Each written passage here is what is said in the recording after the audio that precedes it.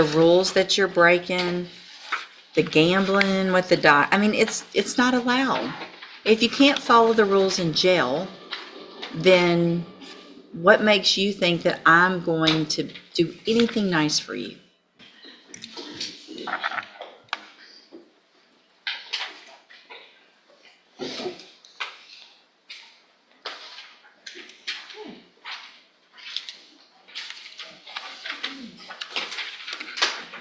Good morning. Are you Kevin Damon Ross? Yes, ma'am. And will your client waive the formal reading of the indictment in each case? Yes, Your Honor, there's two, I believe, two MTRPs and. One new case. Okay, so he'll waive the reading of the motion as well. We're gonna have to plead the true count one, which is the new case allegation, and then there's an agreement on all three. All right, let me let's go forward with the new case first And we're then. asking for an updated PSI. Thank you, please. And Judge, if you need, excuse me, more than that, all of the other counts stem from the sole incident. I think the court has reviewed the video previously of the evading. You'll recall we had an agreement of 5 a while back, and the court rejected that, understandably, just because we're doing an update. If you need more, I don't remember the video. You have to tell me more, but it was a very high speed evade through multiple areas of the county with the DPS. okay. While on probation for evading. Yeah, I remember now.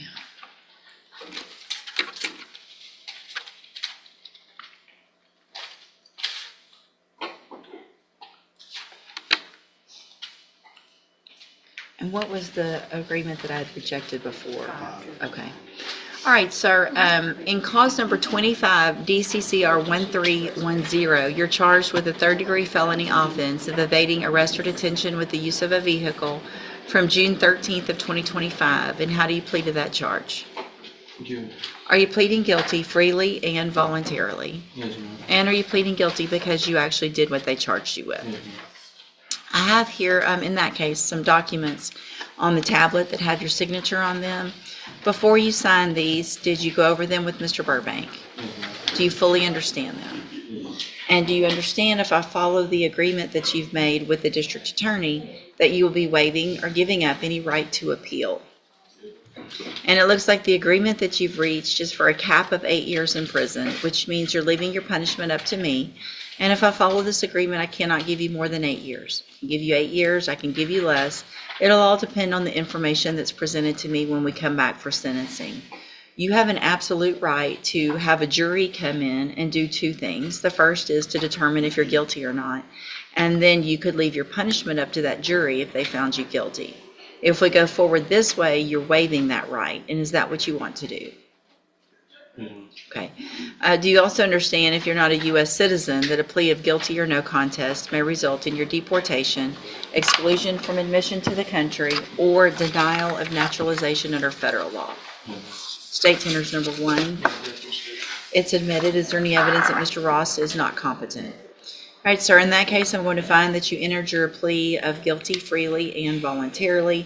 Find that you're mentally competent and understand the nature and the consequences of that plea. Find sufficient evidence to find you guilty. However, I'm going to reset your case for sentencing so that the probation department can do a pre-sentence report.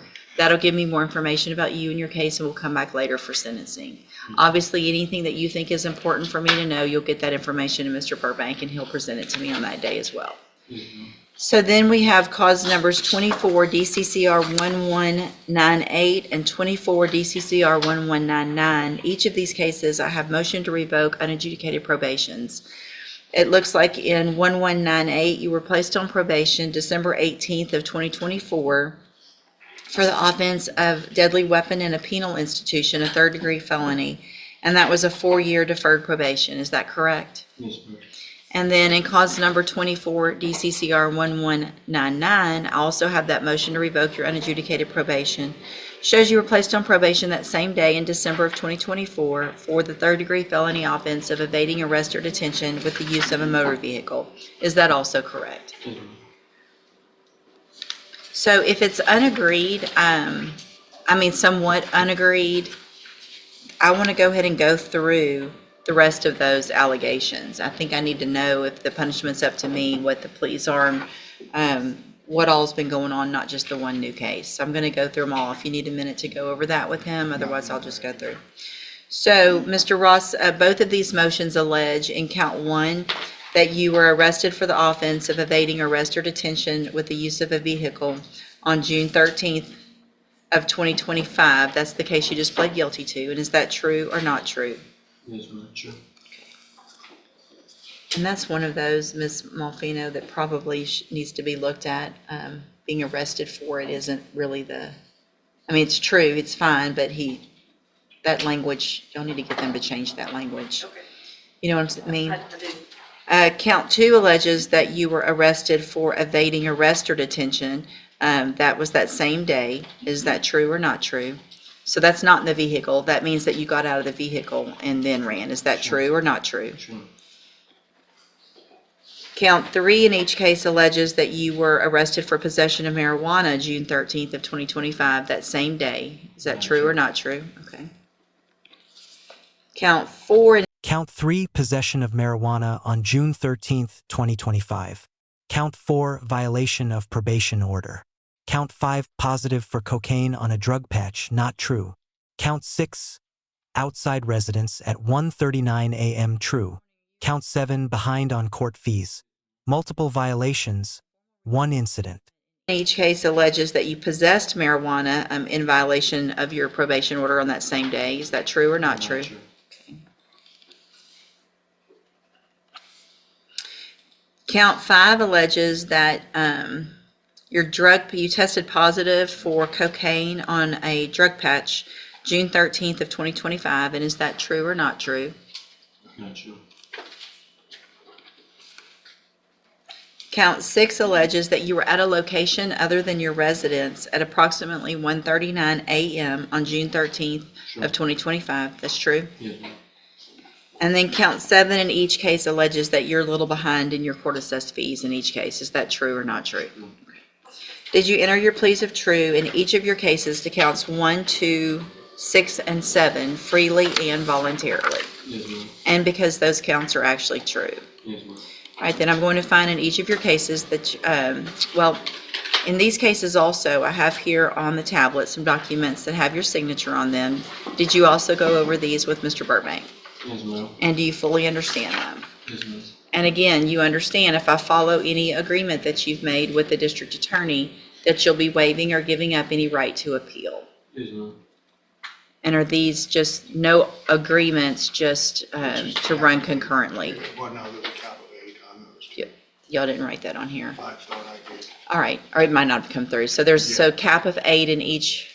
Yeah, So the agreement is the same as the other case, Yes. that I can sentence you up to 8 years in prison or less, depending on the information that's brought to me in a hearing. You understand? Yes, ma'am. State tenders number 1 in each of those no cases. objection, states one in each case. It's admitted in those cases. Mr. Ross, I'm going to find that you entered your pleas of true to counts 1, 2, 6, and 7 freely and voluntarily. Find those counts true.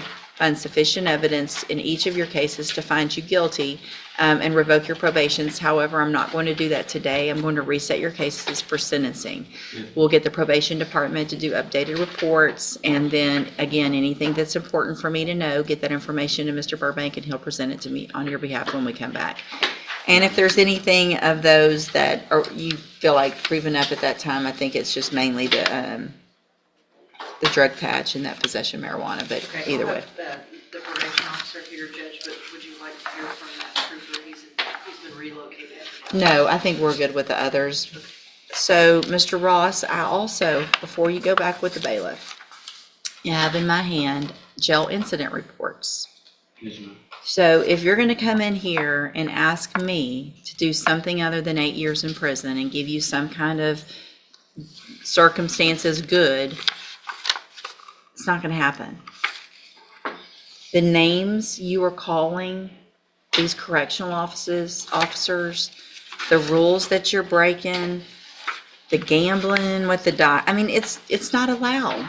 If you can't follow the rules in jail, then what makes you think that I'm going to do anything nice for you? if you call people, With the last one, don't even, y'all talk to Mr. Burbank about it, okay? But the name calling, you know what I'm talking about, right? Okay. I don't care what they're doing their job, right? So they're going to work every day, they're going home, which is hopefully at some point what you would like to do in your life.